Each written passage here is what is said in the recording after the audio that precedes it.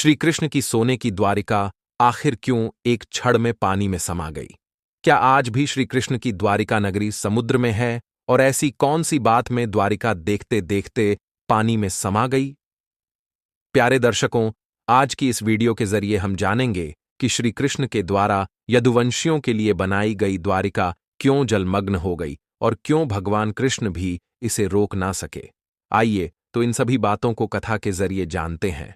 परंतु कथा प्रारंभ करने से पहले जान ले कि गरुड़ पुराण में कहा गया है कि कथा और भागवत गीता इन्हें बीच में नहीं छोड़ा जाता।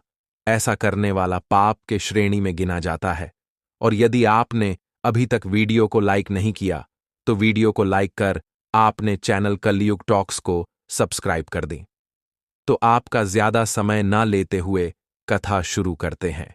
महाभारत युद्ध के बाद एक दिन द्वारका नगरी के राजमहलों में श्री कृष्ण अर्धरात्रि के समय ध्यान मग्न बैठे थे। उनकी आंखें बंद थीं, पर उनका मन कहीं दूर एक अनजानी पुकार सुन रहा था। अचानक उन्हें एक दिव्य स्वप्न आया। समुद्र के गर्भ में एक अद्भुत द्वीप था जो सोने के महलों से चमक रहा था। उस द्वीप के बीचों बीच एक विशाल कमल का फूल था जिसके ऊपर एक अद्भुत रत्न विराजमान था। वह रत्न न केवल प्रकाश दे रहा था बल्कि जैसे संसार के सारे रहस्य उसके भीतर छिपे थे। स्वप्न में एक वाणी गूंजी, हे वासुदेव, जब समय आएगा इस रत्न की रक्षा तुम्हारे वंश की रक्षा करेगी। परंतु ध्यान रहे, यदि यह रत्न असत्य के हाथों में गया तो संपूर्ण द्वारका डूब जाएगी। स्वप्न टूट गया। कृष्ण मुस्कुराए। वे जानते थे कि यह कोई साधारण स्वप्न नहीं बल्कि स्वयं समय की चेतावनी थी। लेकिन उन्होंने यह रहस्य किसी को नहीं बताया, न बलराम को, न रुक्मिणी को, न सत्यभामा को। यह रहस्य उनके हृदय में गुप्त रहा। कुछ समय बाद एक विचित्र घटना घटी। द्वारका के समुद्र तट पर एक मछुआरा अपनी जाल फेंक रहा था। अचानक उसकी नाव हिलने लगी। लहरें अजीब ढंग से गरजने लगीं और जल का रंग नीला से सुनहरा होने लगा। मछुआरे के जाल में एक चमकती हुई वस्तु फंसी थी। डरते डरते वह जाल खींचा और देखा कि एक छोटा तेजस्वी रत्न उसके जाल में था। वह रत्न आंखों को चकाचौंध कर देने वाला था, परंतु उसे छूते ही मछुआरे को एक झटका लगा और वह मूर्छित हो गया। राजमहल में जब श्री कृष्ण को यह समाचार मिला तो वे तुरंत तट पर पहुंचे। उन्होंने उस रत्न को देखा और पहचान लिया। यह वही था जो स्वप्न में उन्हें दिखाई दिया था।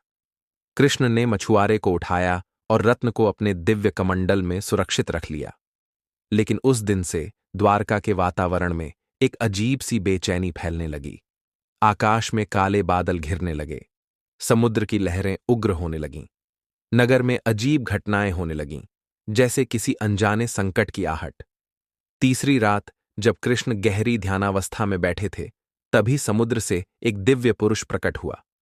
उसका शरीर जल जैसा पारदर्शी था और उसकी आंखों में महासागर की गहराइयां झलकती थीं।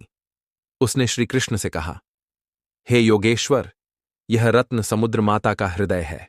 यह केवल सच्चे धर्मपालक के पास सुरक्षित रह सकता है। यदि द्वारका में अधर्म और अहंकार बढ़ा तो समुद्र माता स्वयं इसे वापस लेने आएंगी और द्वारका को भी अपने गर्भ में समा लेंगी।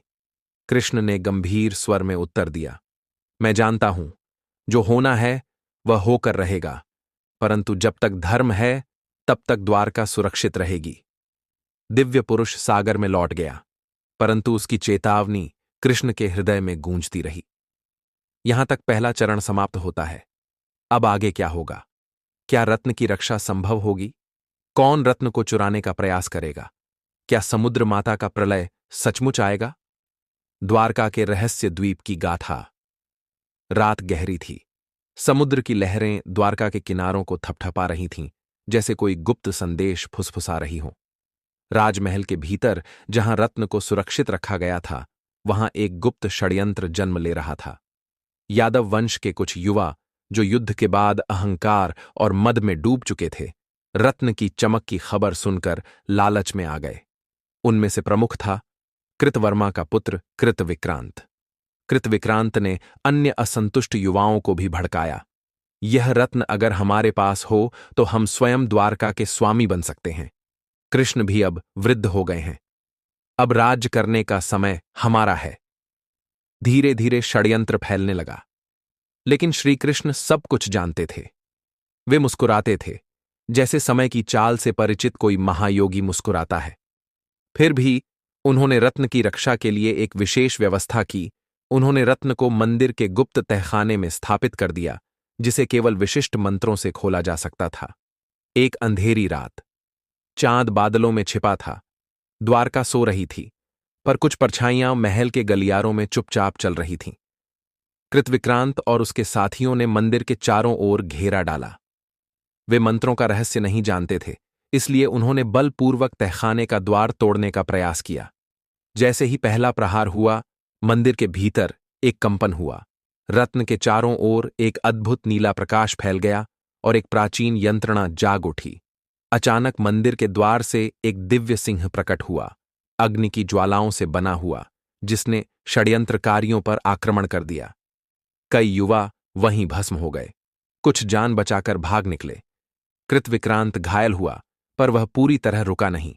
वह समझ गया कि बल से रत्न नहीं मिल सकता, उसे चालाकी से काम लेना होगा। समय बीतता गया, पर यादव कुल में मद और अहंकार बढ़ता रहा। छोटे छोटे विवाद बड़े झगड़ों में बदलने लगे। कृष्ण जानते थे कि समय अब निकट आ गया है। उन्होंने अपने भाई बलराम से कहा, हे बलभद्र, यह सुंदर द्वारका अब कलयुग की आग में झुलसने वाली है। हम अपने कार्य को पूर्ण कर चुके हैं, अब हमें भी प्रस्थान करना है। बलराम मौन रहे, उनके नेत्रों में करुणा छलक रही थी। इधर समुद्र माता का क्रोध भी बढ़ रहा था। जल की लहरें हर दिन और ऊंची होने लगीं। द्वारका के नागरिकों को अनहोनी की आशंका होने लगी। अंततः वही हुआ जो भविष्यवाणी में कहा गया था। एक दिन जब यादव वंश के बचे हुए वीर प्रभास क्षेत्र में एकत्र थे, वहां आपसी विवाद ने विकराल रूप धारण कर लिया। वही समुद्री घास, जो मूसल के चूर्ण से उगी थी, अब एक दूसरे के वध का साधन बनी। यादवों ने एक दूसरे को मार डाला। बलराम ने समाधि ले ली, कृष्ण ने भी अपनी लीला पूर्ण कर ली और शरीर का त्याग किया। और उसी क्षण समुद्र ने उग्र गर्जना की। जैसे ही द्वारका जलमग्न होने लगी, समुद्र के गर्भ में वह दिव्य द्वीप, जो कृष्ण ने स्वप्न में देखा था, प्रकट हुआ। लेकिन अब वहां कोई पहुंच नहीं सकता था। वह द्वीप केवल दिव्य दृष्टि से ही दिखाई देता था। कहा जाता है कि उस द्वीप के केंद्र में वह रत्न आज भी चमक रहा है। और जब भी पृथ्वी पर फिर से कोई महान संकट आएगा, श्री कृष्ण के वंश का कोई रहस्यवंशी वीर उस रत्न को पुनः जागृत करेगा। किंवदंती यह भी कहती है कि द्वारका अभी भी समुद्र के नीचे सो रही है, अपने महलों, मंदिरों और गलियों के साथ, और एक दिन फिर से प्रकट होगी, जब धर्म पुनः पृथ्वी पर सर्वोच्च होगा। महाभारत युद्ध के बाद जब कुरुक्षेत्र की रणभूमि शांत हो गई और पांडवों ने हस्तिनापुर का राज्य संभाल लिया, तब धीरे धीरे द्वापर युग का अवसान और कलियुग का आगमन होने लगा। श्री कृष्ण, जिन्होंने इस पृथ्वी से अधर्म का नाश करने हेतु अवतार लिया था, अब अपना कार्य पूर्ण कर चुके थे। पृथ्वी से उनका लौटना भी निश्चित हो चला था। युद्ध के बाद यादव वंश में भी अहंकार और मद घर कर गया था। श्री कृष्ण के वंशज, जो कि पहले धर्म, नीति और मर्यादा के प्रतीक थे, अब शराब के नशे में चूर होकर आपस में संघर्ष करने लगे। एक दिन एक घटना घटी जिसने सब कुछ बदल दिया। श्री कृष्ण के पुत्र सांब और अन्य यादव युवकों ने महर्षि विश्वामित्र, कण्व और नारद ऋषियों के साथ एक भद्दा मजाक कर दिया। उन्होंने सांब को एक स्त्री का वेश धारण करवाकर ऋषियों के पास भेजा और उनसे पूछा, हे महर्षियों, बताइए, इस गर्भवती स्त्री के गर्भ में पुत्र होगा या कन्या? ऋषियों ने तपोबल से सच्चाई जान ली और क्रोधित होकर शाप दे दिया, यह बालक एक लोहे का मूसल उत्पन्न करेगा जो तुम्हारे कुल का विनाश करेगा। जब यादवों ने यह सुना तो वे भयभीत हो गए।